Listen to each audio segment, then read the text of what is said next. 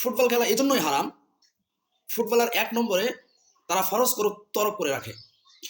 যেমন নাভির উপর থেকে হাঁটুর নিচ পর্যন্ত ঢেকে রাখা হচ্ছে ফরজ। তো এই ফরজটা তারা কিন্তু পালন করে না। ইহুদি খ্রিস্টানরা কি ফরজ আদায় করে না, এটা দেখাও জায়েজ নাই।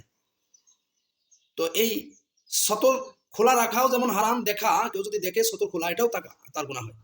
তো প্রত্যেকটা ফুটবলের হাঁটুর উপরে তাদের কাপড় পরিধান করা।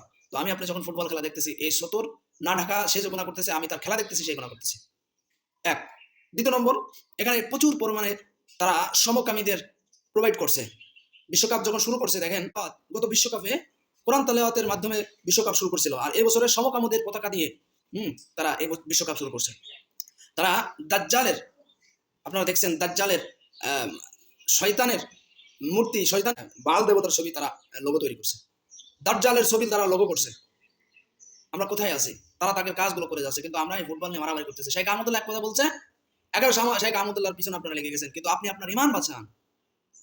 তৃতীয় নম্বর, সবচেয়ে বড় ভয়ঙ্কর যে বিষয়টা, এই ফুটবল নিয়ে এরা জুয়া খেলে, কোটি কোটি টাকার জুয়া খেলে।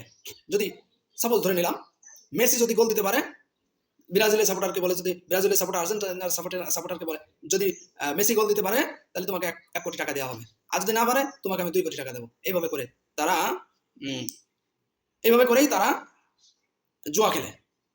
আর এই ফুটবল মঞ্চটাই জুয়া। এই গ্যালারিতে যারা থাকে তারা জুয়া নিয়ে, মদ নিয়ে, নারী নিয়ে, সমকামিতা নিয়ে তারা সবসময় বসে থাকে।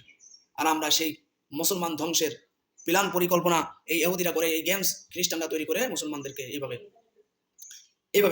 নিজের মায়ের জন্য ওষুধ কেনার মতো টাকা নাই, কিন্তু আর্জেন্টিনা ব্রাজিলের ফ্ল্যাগ কিনে ঝুলাই রাখছে শত শত টাকা দিয়ে।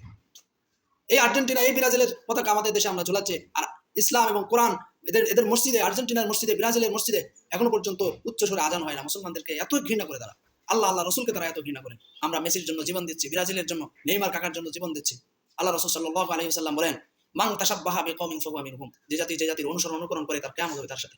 সুতরাং যারা কাকাকে, মেসিকে, এরপরে রোনালদোকে, এইভাবে যারা প্লেয়ার আছে, এমবাপ্পেকে যারা নিজের জীবনের সাথে মিলাই ফেলছেন, তাদের কিয়ামত হবে এদের সাথে, ইহুদি খ্রিস্টানদের সাথে, এই মেসির সাথে কিয়ামত হবে। সুতরাং যারা খেলা দেখছেন, আল্লাহর জন্য এটাকে ঘৃণা করেন। আল্লাহ তাআলা আমাদের সকলকে বুঝদান করুক, সকল বলে আমিন। আসসালামু আলাইকুম।